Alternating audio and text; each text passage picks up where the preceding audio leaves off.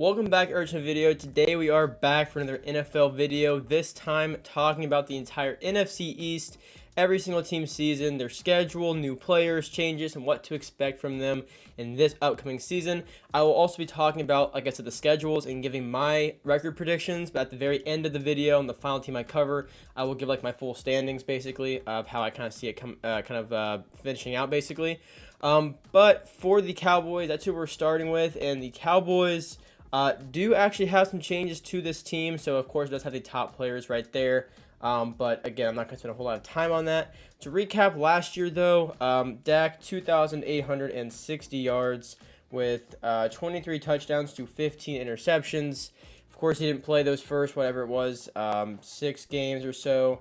And then also Tony Pollard, Zeke. Pollard had a great year, kind of showed what was next for Dallas after, kind of assuming they're going to move on from Zeke after last year.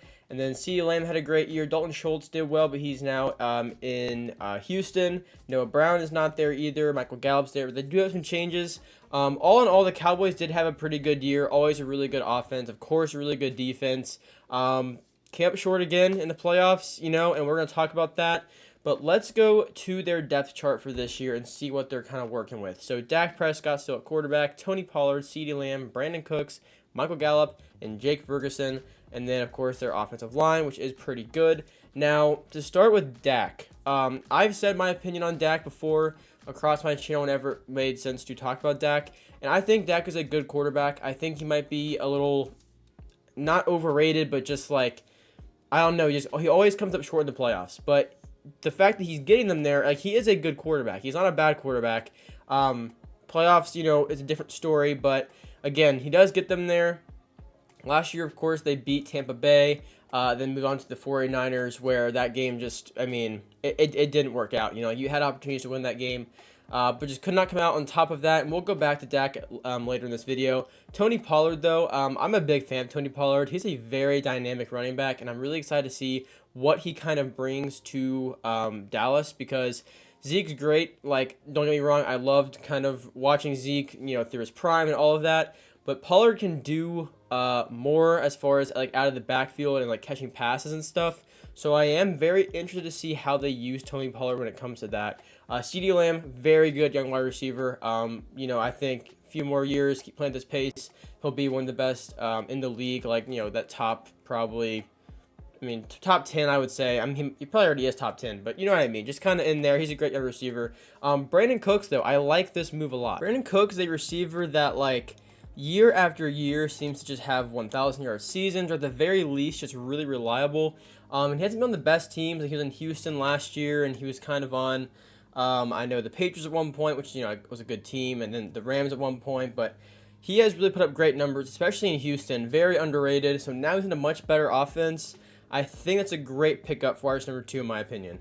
Michael Gallup, very good. Came off an ACL tear, I believe, last year, so that's what I mean, not like the crazy year from him, but I do think this year will be a bit better than Jake Ferguson. I'm not sure how great that'll be, but I believe they drafted Luke Schoonmaker, I don't know, but they drafted him, so maybe he'll step in that role and be the starter by the end of the year. I'm not really sure, but overall, the Cowboys offense is really, really good. And going to the Cowboys defense, it's not much worse. It might even be better. DeMarcus Lawrence, Micah Parsons, Leighton Vander Esch, Stephon Gilmore, Jaron Kearse, Trayvon Diggs, like, there is no shortage of talent anywhere on this defense. You draft Mozzie Smith to kind of help the kind of middle of that defensive line a little bit. I like that pick. I think it's a good run stopper. Stephon Gilmore, though, is such a good pickup. I've mentioned this before, I think in like my defensive tier list, but Stephon Gilmore, I understand he's not young, but he is still a great corner. Like, he is still able to play at a pretty high level for what he can do at this stage of his career. Even in Indianapolis last year, like when he was on the Colts, he wasn't playing bad football. He was playing, pretty good for what you can ask from him at this point. So I think going to a really good defense where he's not going to be asked to really, carry the secondary. He can kind of fill his role, and there's plenty of playmakers everywhere else. He can really thrive, and he can make some really, really great plays. So I like Stephon Gilmore a lot. It's a great move for the Cowboys. But again, other than that, they have a phenomenal defense, one of the better defenses in the entire NFL. And so you might be thinking right now, looking over their defense, looking over their offense, like, why is this not like maybe a Super Bowl caliber team? Or maybe in your opinion, they are a Super Bowl caliber team. I don't know. It depends. It's up to you. But what I do want to address, though, is their schedule, because this is what kind of throws a wrench maybe in the plans for like Super Bowl playoffs, all that kind of stuff. Is the Cowboys actually have a not easy schedule, not super hard schedule, probably somewhere in the middle, but they have a very tough division. That is what's really tough. So they open up Sunday Night Football against the Giants this coming Sunday. Then they had the Jets in there, they have the Patriots, 49ers, Eagles in there, Bills, Dolphins. Like they played some pretty good teams. They do have some some easier ones like the Cardinals, the Rams, the Panthers. Honestly, they should probably beat pretty easily. They could probably beat Washington. I was gonna say fairly easy, but Washington's improved a lot, so that will be a better game. But if there's any team in the division that the Cowboys will sweep, it would be Washington, in my opinion. But I'm not even sure if they'd be able to do that. So, talking through this, again, they face some really good defenses. Like I mentioned, the Jets, the Patriots, the 49ers, the Eagles. And the Chargers are a great team too. I have the Cowboys going 10-7 though, which is maybe that seems lower, maybe that seems higher. I don't know. You guys let me know down below. You could certainly say 11-6, maybe even 12-5. The only reason I have a few more losses on the kind of side of that record is because of their division. It's a very tough division to where really any team can steal a game off of someone. It seems like I said, in my opinion, Washington would be the team to get swept by the Cowboys. Otherwise, I don't see them sweeping the Giants or the Eagles. And honestly, I don't think they sweep Washington either. But if you think that, I think that's valid enough to where I could agree with that. I could see it basically. But everything else, it's pretty tough. The Giants, I think, are only really getting better. I think the same for Washington, even if they are kind of toward the bottom of the division, they are definitely getting better. The Eagles just went to the Super Bowl last year, so it's a very tough division. It's just very similar to the AFC East, which I just covered in my most recent video of this. I think actually it's my most recent video in general, but still, both the AFC and the NFC East are very, very competitive. Like some very tough games in there. So that's how I see the Cowboys season going. But I do want to go back to the depth chart. The reason I want to go back to the depth chart is because I want to talk about the quarterback situation.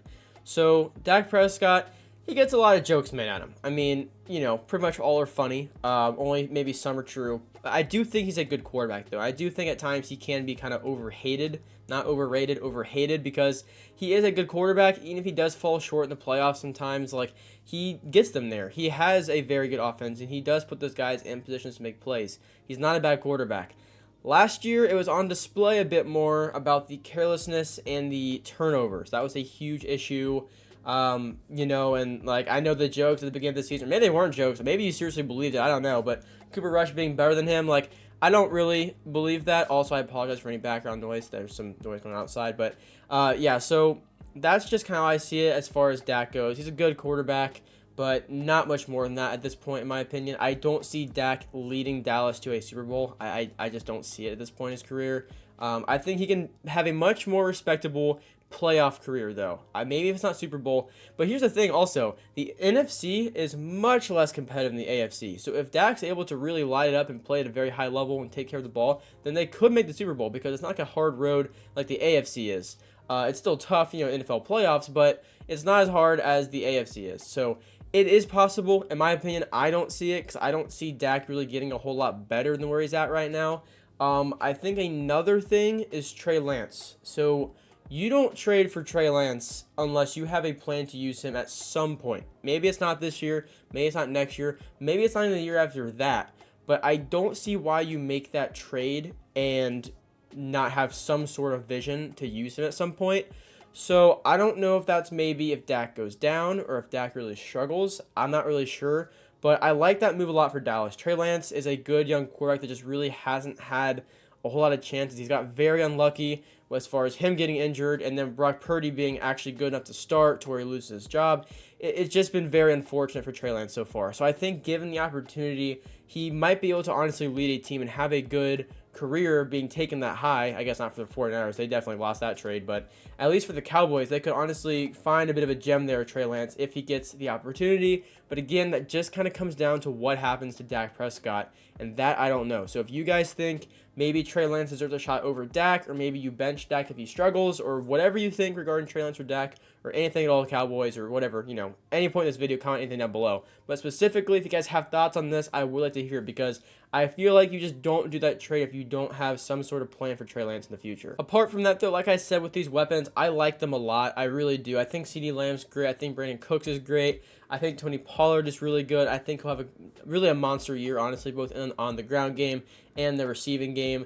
I want to see how tight end kind of shakes out between Jake Ferguson and then the rookie they drafted. But other than that, I like the Cowboys offense a lot. I really do. I think it just hinges on Dak. He has to take care of the ball. You're in a very competitive division. Now, this division was a complete joke a few years ago. Now it's the complete opposite. It's a very competitive division where every team is going to be waiting to leapfrog the team ahead of them to, try and make the playoffs. So it's going to be tough. I still think Dallas is one of the better teams in this division, but nothing is guaranteed for any team in here, and that includes the Cowboys. They're going to have to win some tough games, which they're very capable of doing. But Dak has to be better than last year. Just really no questions asked. So I usually end off the team segments kind of giving 3 either bold predictions or 3 things I want to see from 3 players on that particular team. And this time it's the Cowboys, and I have to do one for Dak. Dak, I don't care how many passing yards. I don't care how many touchdowns. The interceptions have to be lower than last year. You had 26 touchdowns, or was it 23 touchdowns to 15 interceptions. I don't care how many touchdowns, but the interceptions be way lower compared to the touchdown, ratio there. So let's say he gets 30 touchdowns, 7 more touchdowns, then I would like to see like 12, 13 interceptions. Like, you guys take care of the ball more. This is a really good offense where, you're capable of having a lot of touchdowns. You're having a lot of passing yards. You can have a really good year, but you have to take care of the ball. So I want to see that from Dak this year. That's the big thing for me. I don't care about passing touchdowns or yards or any of that. Just take care of the ball and throw less interceptions. I know Dak said this year he's going to throw less interceptions. And it's got to be true if the Cowboys are going to win some of these tougher games. Next is CeeDee Lamb. He had 1,359 yards last year. I'm going to say 1,500. I'm going to say he really kind of comes into that wide receiver 1 role, has a great year. And I think Brandon Cook's able to complement him. That's why it's a tongue twister. I think it's going to help him out and also free up Brandon Cooks. I think it's going to work really, really well there in Dallas. So that's how I see that going for CeeDee and Dak. And defensively, I could say something like Micah Parsons, 20 sacks, some crazy record. And honestly, I'm not going to do that because I feel like it's just kind of expected, which, I know is crazy to say, but that defense plays at such a high level. I'm not even going to say anything like that. I'm going to go with Tony Pollard, who we're now going to see in his first full year starting running back. He should get a lot more work than last year. I'm going to say, let's see, so he had 1,000 rushing yards, and he had 371 receiving yards. So I'm going to say 1,600 all-purpose yards. So receiving yards and rushing yards combined, I want to see 1,600. It's a lot. But he's in a great offense, and he's going to be getting a lot of work in the receiving and the running game. So I really want to see a ton of all-purpose yards from Tony Pollard. I think it's definitely possible, but that's really how I see the Cowboys season going. 10-7 is a very respectable record, and it could be a lot better if Dak actually takes care of the ball, which I think is possible, but he has to do it. The things holding me back from predicting more for the Cowboys are basically the division and Dak. Very competitive division, and then Dak being careless with the ball. If Dak is less careless with the ball, it's still a very tough division. But one of those things, you got to kind of step into. You got to have to either lead that division or get the turnovers down so you can afford to lose some of those really tougher games. It'll be a good year for the Cowboys. They're a great team. I mean, we're still judging this team in the perspective of them being one of the better teams in the NFL. So, again, I'm not saying they're a bad team, but it's a tough division. So they got to win that or at least get close. I mean, while NFC's not as competitive as the AFC, so you can get a wild card with 10-7 for sure. So I see the Cowboys as a playoff team, but I really just want to see Dak take care of the ball more this year and really show what kind of quarterback he really is. Because Dak is not as bad as people say he is, but he needs to not have the turnover jokes warranted because they were warranted last year. He was pretty careless. But yeah, that's about it for the Cowboys. So over to the next team in the video. All right, guys, and next is the Eagles. Now, the Eagles are coming off of a Super Bowl appearance and a really, really good all-around year. Jalen Hurts had a phenomenal year, 3,701 passing yards to, I think it says 22 touchdowns, only 6 interceptions, and I believe like a lot of rushing touchdowns as well. I can't remember the exact amount. We'll see it here in just a moment. And then, of course, Miles Sanders has a great year. He's not there anymore, but again, we'll get to that at some point. A.J. Brown, wide receiver, 1 year. Great year for him. Came in from Tennessee and was the receiver Hurts needed. And it was a great duo watching him and Devontae Smith go to work. TJ Edwards and CJ Gardner-Johnson, again, we'll talk about all that heading into this year. But for Jalen Hurts, I want to see how many rushing touchdowns he had. Yeah, 13. So 35 total touchdowns to 6 turnovers. Really, really good year from Jalen Hurts there. Miles Sanders is a great year too, but their running back room's pretty good. Kenneth Gainwell's still there. Boston Scott's still there.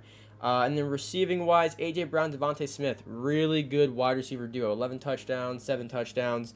Dallas Goedert had a good year too. 700 yards, 3 touchdowns. Quez Watkins did pretty well too. So it's a great offense. The Eagles' offense is really, really good. And the scary thing is they might have even got a little better. So that's all I'm going to say for the recap, honestly. Super Bowl came up short. You almost won it. It was, honestly, a really good Super Bowl. It was really exciting to watch. And yeah, we're going to get into this year for the Eagles. So let's just jump into the depth chart here. So they have Jalen Hurts, DeAndre Swift, A.J. Brown, Devontae Smith, Quez Watkins, Dallas Goedert, and then their very good offensive line. Let's start with Jalen Hurts, though. Jalen Hurts did a lot of things well, and very few things not well. He took care of the ball. He was great on the ground. He was great in the pass game, which I feel like was maybe more of a question, but you bring in A.J. Brown and him and Devontae Smith, just amazing duo. Hurts took advantage of it, and you now know he's for sure your franchise guy, if there were any doubts before. Then you bring in DeAndre Swift. Now, I like this move a lot. You have Rashad Penny. You have DeAndre Swift. You lose Miles Sanders. Honestly, though, Miles Sanders going to Carolina, and I'm a Panthers fan, I don't see Miles Sanders, recreating the year he had last year this year. I don't see it. I think he's a good running back, but not at the level he just performed at. So I think it was pretty smart to honestly let him walk.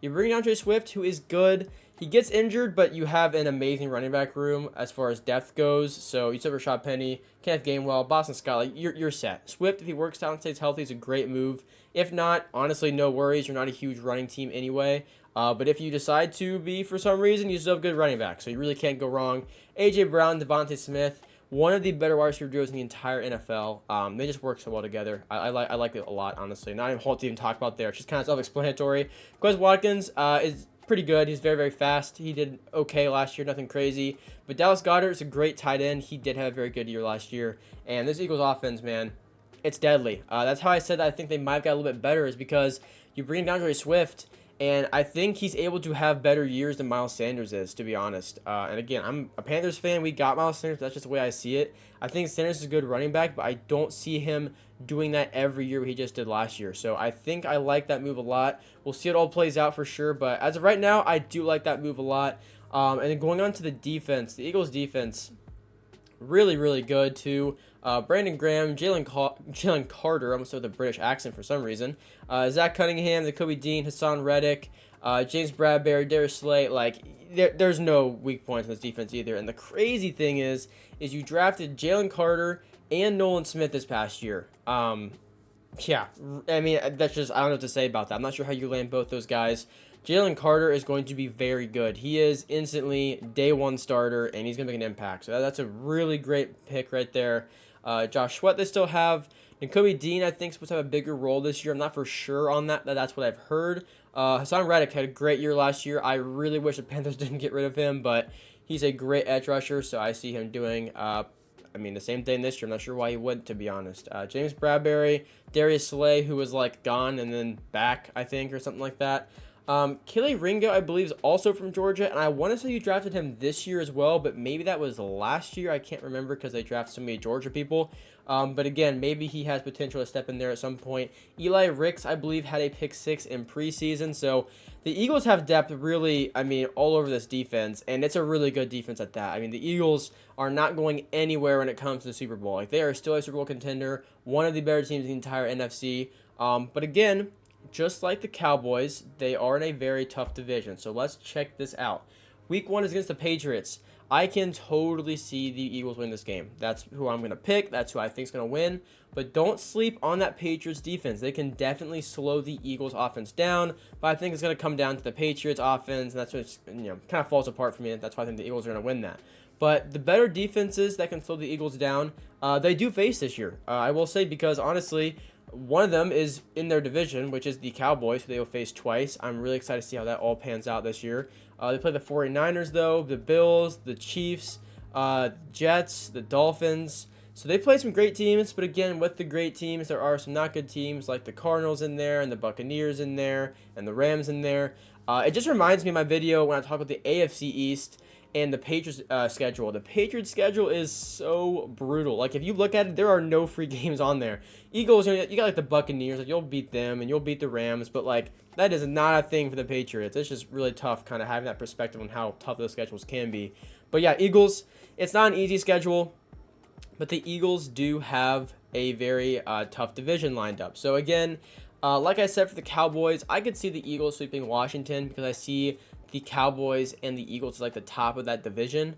So if they sweep a team, I think it would be Washington or maybe even the Giants. But honestly, I think the Giants are much better where they could steal a game off the Eagles. And Washington's getting better too. They may be last in the division as of right now, but they're getting better too, so they might not get swept. But again, they have some tough teams in there. Overall, though, I have the Eagles going 11-6, which is one game better than the Cowboys. And I've said this before, but I want to say this again for all of my viewers out there that maybe haven't seen a video of mine in the past.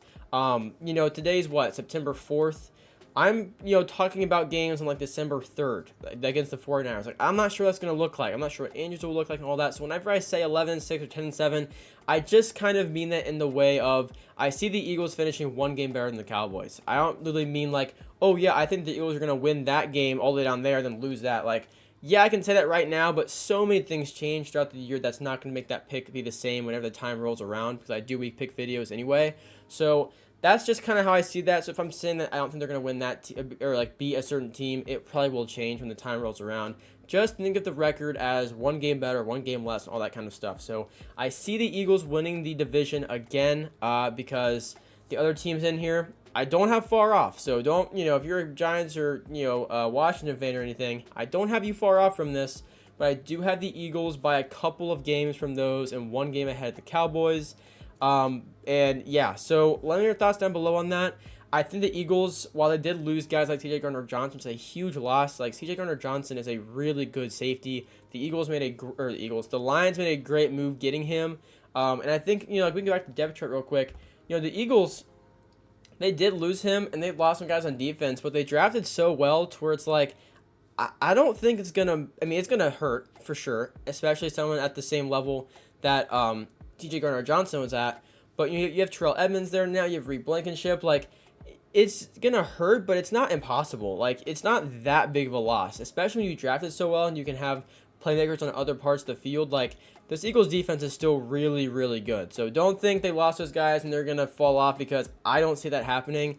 It's still a really, really good defense. And so before I get into like the bold predictions and all that kind of stuff, I do want to just summarize a little bit here of like what I want to see from the Eagles. And honestly, I just want to see the exact same thing as last year. Jalen Hurts, stay consistent, stay careful with the ball, don't get too, careless with it. Only 6 interceptions to 22 touchdowns is great, especially with all the work you do on the ground. You have great receivers, A.J. Brown, Devonta Smith. I like the running back room a lot, like Dallas Goedert. It's a really good team. So it's funny because I don't need to spend a whole lot of time on them because I don't think there's a whole lot to say. They're pretty much on the same level as last year. I don't think they got much worse at all. So that's what I want to see from the Eagles, is replicate what you did last year. Play at that same level and try and get back to the Super Bowl and win it this time. The NFC is much easier than the AFC, so it's definitely possible for you to get back there. But again, there are also some tough teams like the 49ers out there, so it does depend, but the Eagles are a great team. So 3 bold predictions or things I want to see. I want to do with A.J. Brown. A.J. Brown had, 1,400? I'm going to see. I was going to say like 1,600, but like Devonta Smith there, I don't know. Forget it. I'll say it anyway. A.J. Brown will say 1,600 receiving yards. I know that might be a bit much considering there's still Devonta Smith on the roster, but like I think it's definitely possible. It's not too much more than he had last year, and honestly, I think that's his first year in the team. First year in the team with Jalen Hurts, and he gets that. So I think it's definitely possible. Devonta Smith, though, don't sleep on him. He's a great receiver. So Eagles offense, I think, still, like I said before, staying about the same. Hurts, we'll say 4,000 yards. We'll say he gets 4,000 passing yards. 300 more, I think it's definitely possible. I mean, honestly, yeah, I wouldn't be surprised at all if that happened, to be honest with you. So 4,000 passing yards for Hurts. The what I say the oh yeah, AJ Brown 600 yards, and then we can do a defensive one because they have a great defense. We can say Hassan Reddick. Like, how many sacks did Hassan Reddick? That has not meant to do. How many sacks did Hassan Reddick have? Because if we go to him, that's gonna be Hassan Reddick. He had 16 sacks last year.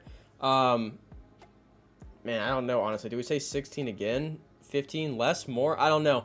Let me know below what we should do for that. Actually, we'll not even do stats. We'll just say Jalen Carter. We'll say he has a monster year. Whatever that means. I don't care if it's tackles, forced fumbles, sacks, whatever it may be. We'll say monster rookie year from him. That's what I want to see. I want to see him step in there, day one starter, and make a huge impact on that defensive line. I think it's really possible.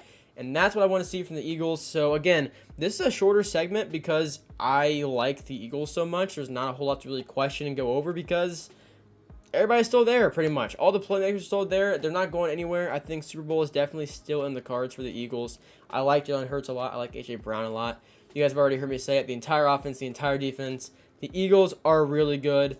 And yeah, that's honestly going to do it for this part of the video. So over to the next team. All right, guys, and the next team is the Washington Commanders. Now, this team, I guess, has a bit more to talk about than the other teams we've talked about so far in this video. But to recap last year, so Taylor Heineke, 1,800 passing yards. Carson Wentz was in there. Sam Howell for a game. So it's kind of all over. Brian Robinson, very respectable rookie year since he was, shot in the knee to start the year. So that's not bad considering what happened to him. Terry McLaurin, 1,191 receiving yards. Jahan Dotson had a good year as well, but again, I believe he was injured. So, yeah, only 12 games played there. I am very optimistic, though, when it comes to Washington, and I've talked about that a lot. Actually, in my offensive tier list video, I have them in A-tier offense, which some of you guys said might be a little bit too high, but I'm a big believer in Washington, especially Sam Howell, and I want to get into that right now and not waste any time. So, to the depth chart. Sam Howell, Brian Robinson Jr., Terry McLaurin, Jahan Dotson, Curtis Samuel, and Logan Thomas. Let's just start with, let's shake it up and do Brian Robinson first. He had a good rookie year, nothing off the charts or anything, but again, he was coming off getting shot in the knee and still had about 800 rushing yards, so not bad at all. I can see him having a 1,000-yard rushing year. I think he's capable. He's good enough for sure. Antonio Gibson looks like he'll be used more out of the backfield, it seems like. And then you also bring over, from the Chiefs, Eric Bieniemy, I believe is his last name. Their offensive coordinator is now their offensive coordinator, and I think it's going to help them a lot, especially transition Sam Howell into a really good offense for his first full year starting. But let's go to Sam Howell. Now, this is someone that we haven't seen a whole lot of. Last year when he came in against Dallas, he actually looked pretty good, though. And I think Ron Rivera even said that he wished he would have started him, before that game because, they couldn't make the playoffs. But looking at this year, Sam Howell in preseason looked really, really good. He looked sharp. He looked accurate. He had good pocket presence. It looked really, really good. And other than him, he's in a good offense. You have Terry McLaurin, who is just good year after year, despite whoever his quarterback is, which, usually it's not a good quarterback, but he gets 1,000 yards like every year, it seems like. Jahan Dotson, I want to focus on him. He had a good year last year, but again, only 12 games played, but he looked really good when he did play. And also, in preseason this year, he had like 4 catches in a row or something. He had a great game. So he is someone I want to highlight for them because I think he's going to have a very good year if he can stay healthy. Curtis Samuel is also someone that needs to be able to stay on the field. He's very dynamic, kind of like a Walmart Deebo Samuel. Very similar play style, but obviously not on that same level. But Curtis Samuel is quite good. He needs to stay healthy. He can really help out that offense, screen passes, all that kind of stuff. He's a good receiver. And then also you have Byron Pringle, who's, he's really, really fast, but he could definitely get in the game at times, and Logan Thomas for tight end. So this is an offense I like a lot. I was willing to put them in A tier on the tier list video. So this is someone I have a lot of faith in, talking about Sam Howell, to use these weapons around him because they are really good weapons. And, if he already has a good offensive coordinator and hopefully he can transition to the NFL okay, which looks like he has in preseason and even last year, his first game against Dallas, I think he can really take advantage of the position he's in because he's in a really good position. He has good weapons. There are way worse scenarios to find yourself in your first year starting, and Sam Howell is honestly in a pretty good one. Let's move on to the defense, though, because this is a very good defense. Don't get me wrong, but I want to highlight Chase Young. That is someone who can single-handedly really help out this defense. Like a whole, on a tier list, they could go from like C to B tier, B to A tier. Like he could really help them out. Rookie year, Chase Young was, I mean, he was a force. He won Defense Rookie of the Year for a reason. He was really, really good. Obviously, last year, torn ACL and everything that went on with that. It seems like he's back and he's ready to go. I think that's what I've heard. So correct me if I'm wrong, but I've heard that he's back and ready to go. And he's a huge difference maker. You need him healthy. He's a great player. But Deron Payne, Jonathan Allen, Montez Sweat, very good defensive line there.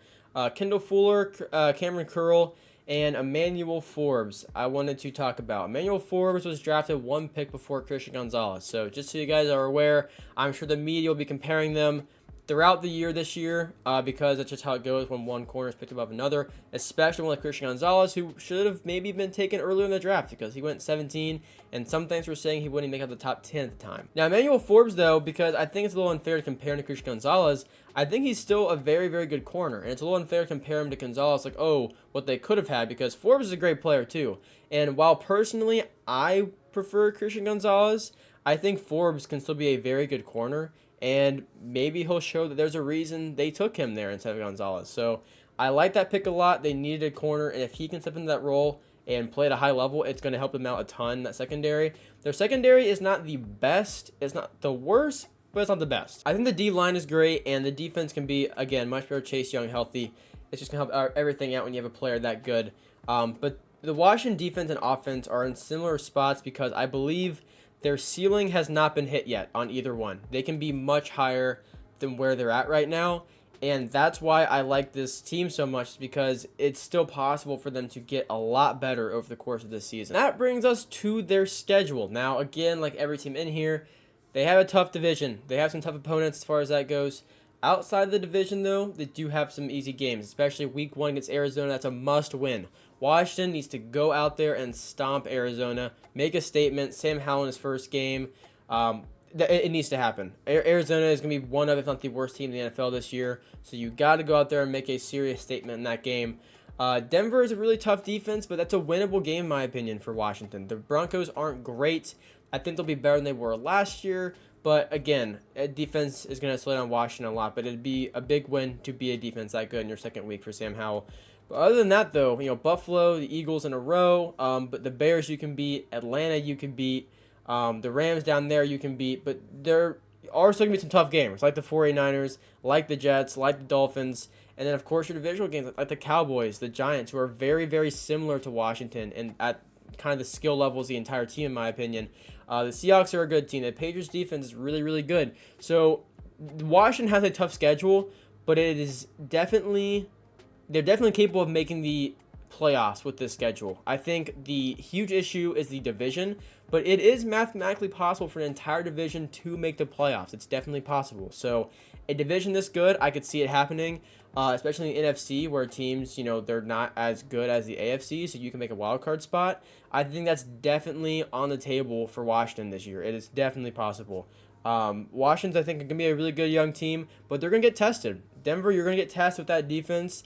The Bills are still one of the better teams in the NFL. They're going to get tested there, especially against the Eagles.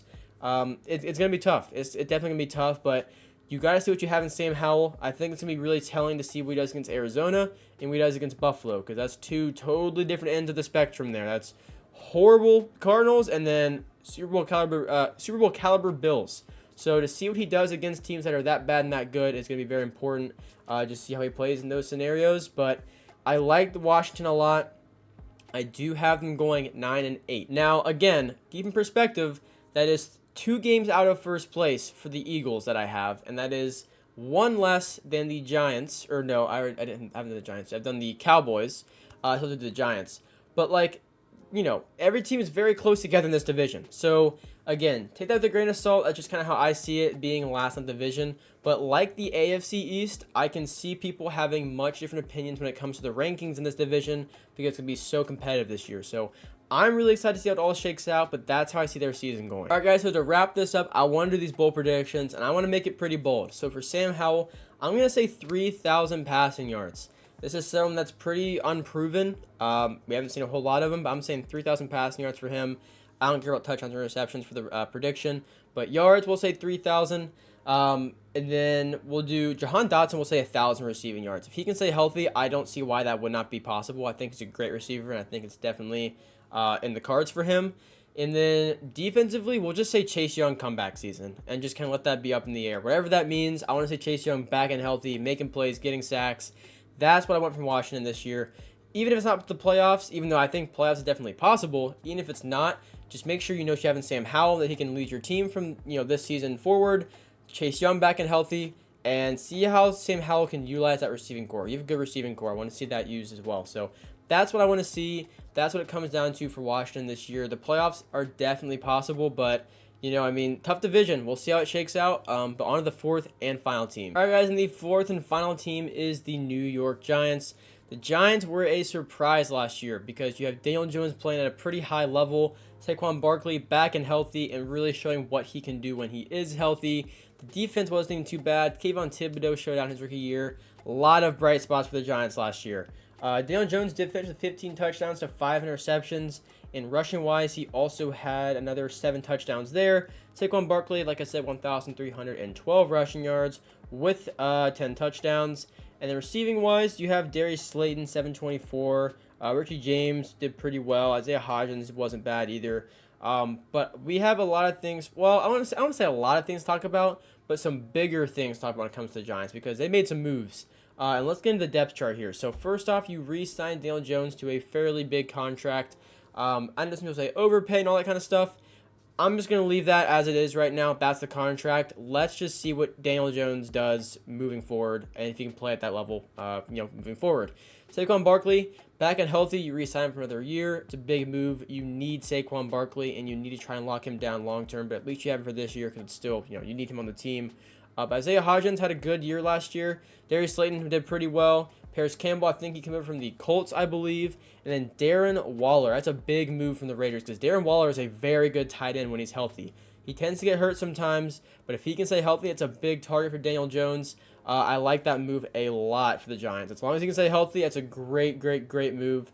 Other than that, though, as far as weapons go, Wan'Dale Robinson, questionable. But Jalen Hyatt is someone that is talked about a lot because he is unbelievably fast, but is he anything more than that? That's what people kind of debate. Is he a good route runner? Can he actually play at a high level in the NFL? And honestly, I don't know because he looked good in practice. He had, I think, a couple reps against Sauce Gardner in the preseason. Couldn't think of the word there for some reason. So he had touchdown against Carolina, but again, Carolina's defense, especially at that point in the game, was pretty bad. So take that for what I'm kind of as you will there. But yeah, the Giants, they have some weapons for sure. Isaiah Hodgins is a pretty good receiver. Saquon Barkley, obviously Saquon Barkley, but Darren Waller, just to highlight that again. I mean, I like that move so much for them. I mean, I think it's a great move for Daniel Jones because Daniel Jones hasn't had the craziest weapons in his career. I know he's been bad, but he also hasn't had a whole lot to work with. Now you get Darren Waller in there, Saquon Barkley in there, Isaiah Hodgins. If he can keep playing at a pretty high level, he's not a bad receiver at all. So I like it a lot for the Giants. There's a ton of potential there. And let's check out the defense because the defense is also pretty good. Dexter Lawrence had a good year. There's Leonard Williams, Kayvon Thibodeau. I really like Kayvon Thibodeau. He did a great rookie year last year. I think he only gets better from there. Azeez Ojulari, Adoree Jackson, Xavier McKinney, Deonte Banks. Deonte Banks, I believe, clamped in preseason. I can't remember exactly the stats or anything, but I believe he played very well in preseason. So that's what you want to see right there.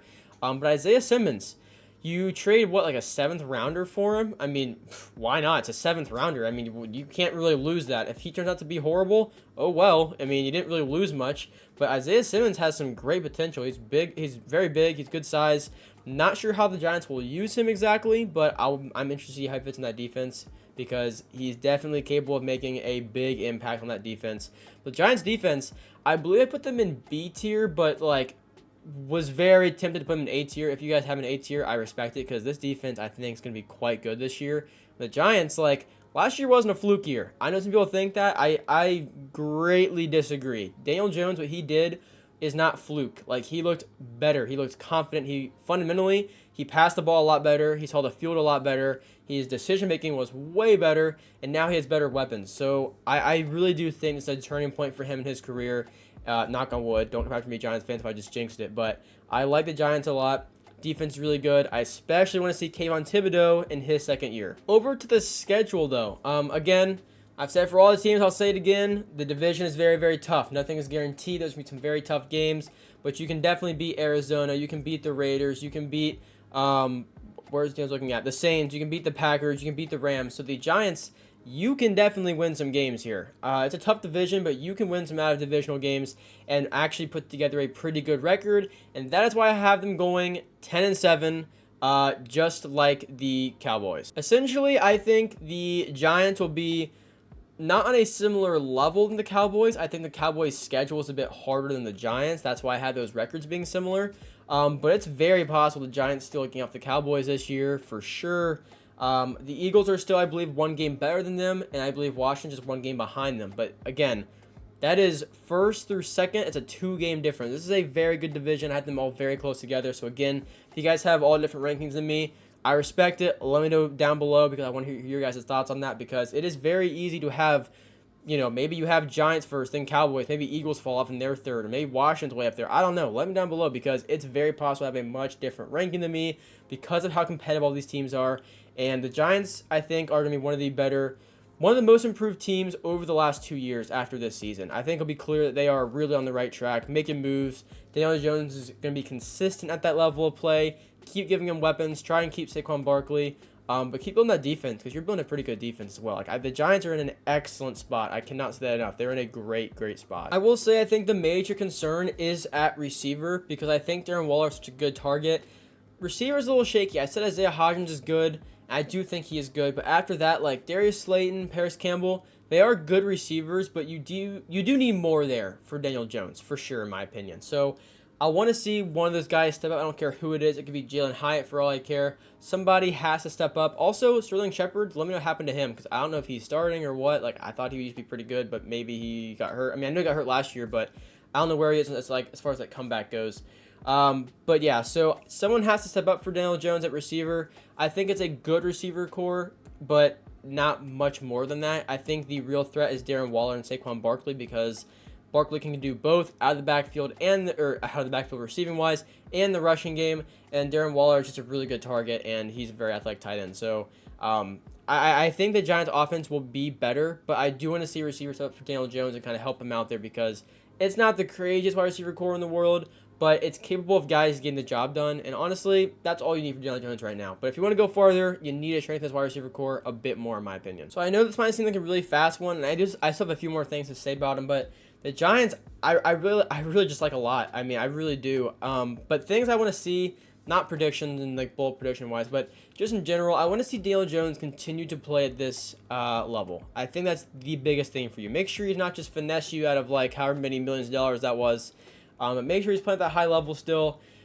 I would really try and just get one of the receivers incorporate as much as possible to make a big impact. Even if you're not the best receiver in the world, just somebody step up. But I want to see some big years out of Darren Waller and Saquon Barkley because I think those are going to be the leaders of that offense with Daniel Jones.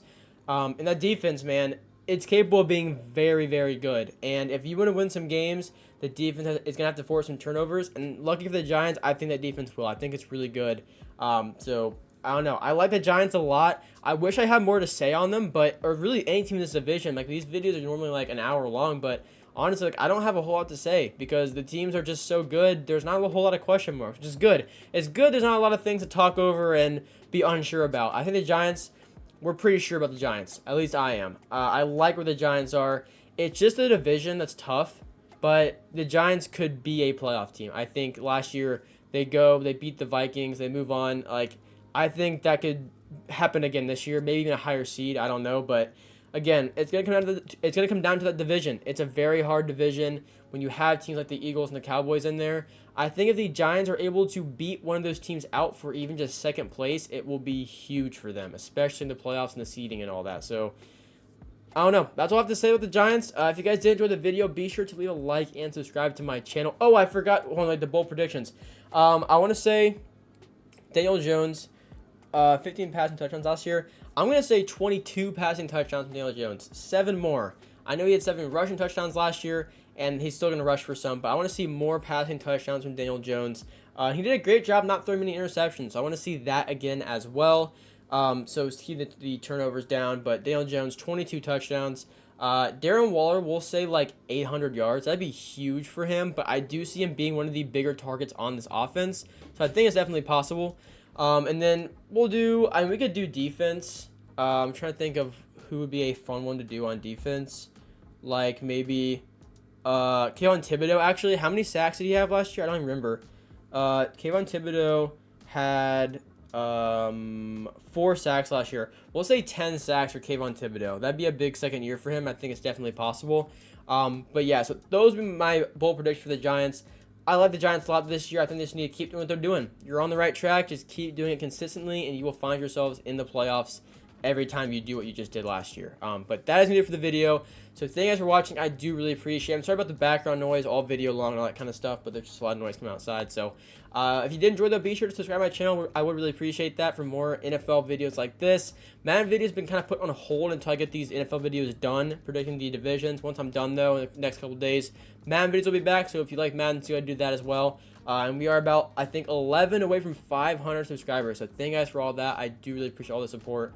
But yeah, I don't have anything else to say. So thanks for watching. I'll see you in the next one. Peace out.